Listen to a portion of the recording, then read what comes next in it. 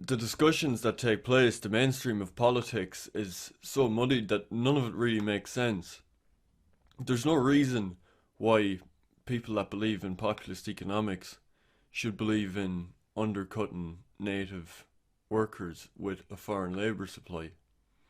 There's no reason that people that claim to be conservative and for family values should be in favour of implementing and expanding global ruthless capitalism, finance capitalism, that turns people into cogs in a machine, that makes people means rather than ends, that creates an ethic and a consciousness that judges people wholly materially and by their capacity to create wealth. These things don't really make any sense. And so, for a genuine dissident, for someone that really wants to challenge the system, there's a responsibility to think dialectically rather than be wholly determined by the consciousness of one's time and by these many false dialectics. And the perfect example of that is conservatism. And one of the biggest problems for any nascent nationalist movement or distant right movement is this wedding with conservatives and conservatism. Because whatever you think about those people on the far left, there is one thing that's respectable about them. And that is that they have a vision, they have a utopia, they envision a better world and then they try to impose that vision on the world. And everything they do in politics is part of their attempt at the imposition of that will. They see politics as war by other means, to misquote Clausewitz.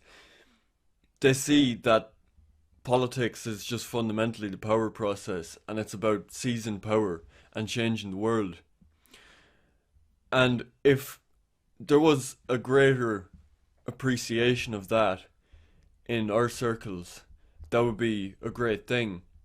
Because instead what you get is many people that have come out of conservative or libertarian circles. And they see the point of politics as to not be a power process, but the point of politics is, in this very classical liberal understanding, the purpose of the state is basically to limit itself. The purpose of politics is to destroy politics. The purpose of the state is to destroy the state.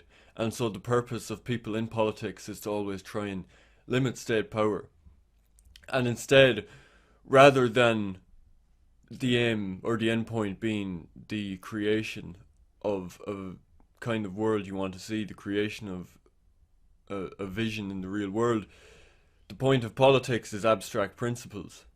And these abstract principles themselves are formulated specifically with the intent of limiting power and supposedly empowering the individual.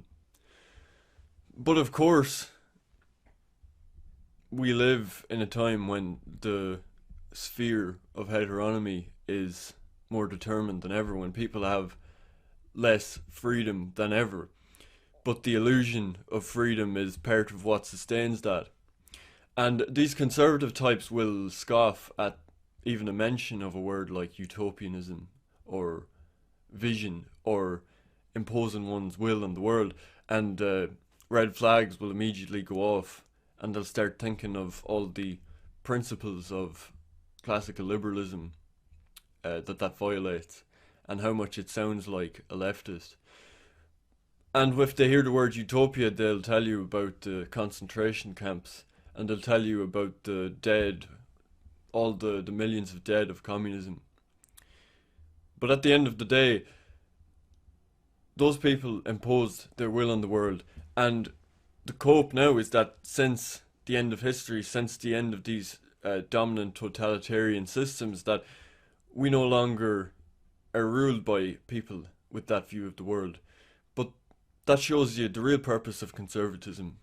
It's to obscure the motives of the ruling elite and to obscure what's really going on, because our elite is as much of an ideological power elite as any of those other authoritarian systems. But their utopia, their vision is so nihilistic and so negative that it has the capability to masquerade as the absence of principles or the absence of order.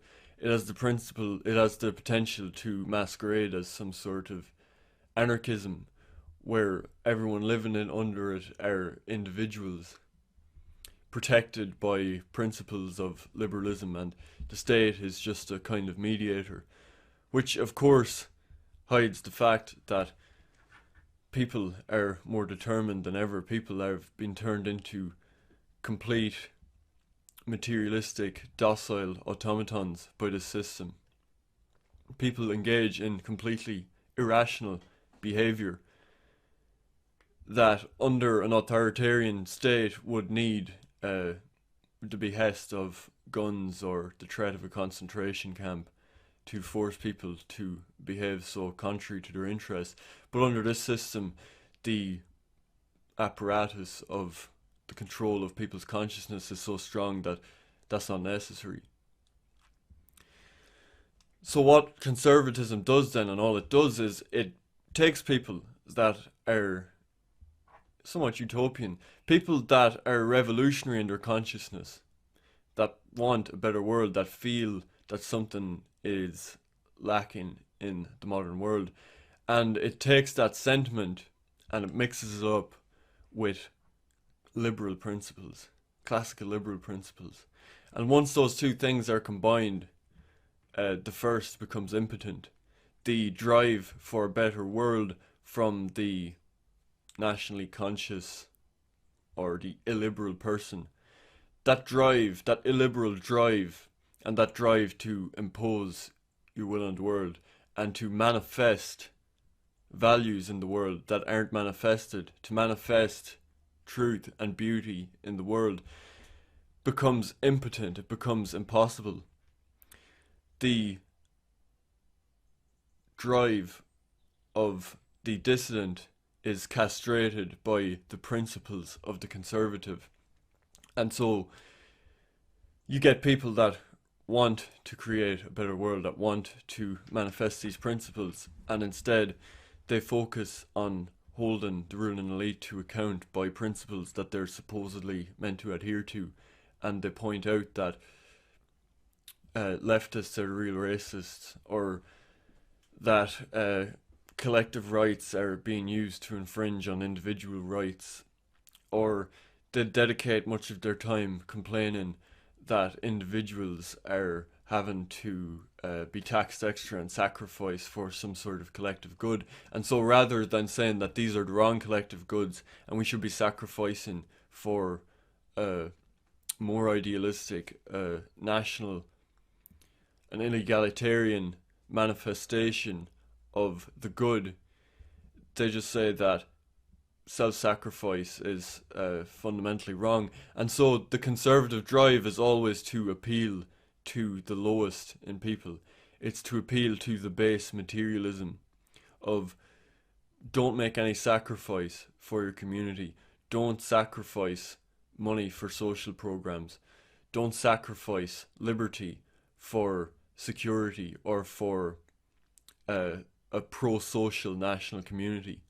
And so when nationalism gets tied up with conservatism, and this is why it's so important to always separate them and to challenge the conservative mindset, all that really happens is the highest in people, the highest in our consciousness, the drive at the top of Maslow's pyramid of human needs, that drive for self-actualization and to be part of something greater than oneself. That is what nationalism, that is what the dissident right should be appealing to. That desire to transcend the nihilism and the individualism of the materialistic modern world, and to transcend that and overcome that, and to manifest the higher with the lower, and to rediscover principles of the higher. But instead, what conservatism does is it muddies it up with all these principles of the lower, and it tells you that to ever appeal to the higher is flawed, and that one should rather constantly appeal to the lowest in people, and appeal to base materialism, and appeal to my taxes, my liberty, whatever else, and that's how you win people. But the problem with that victory is it's no kind of victory at all. And someone like Porrick Pierce would certainly agree with that, because the Conservatives like to claim Pierce as one of their own. But Pierce fundamentally believed that if the Irish people continued living in a docile, subservient state, that it would be better for them not to exist at all, and that goes for any people.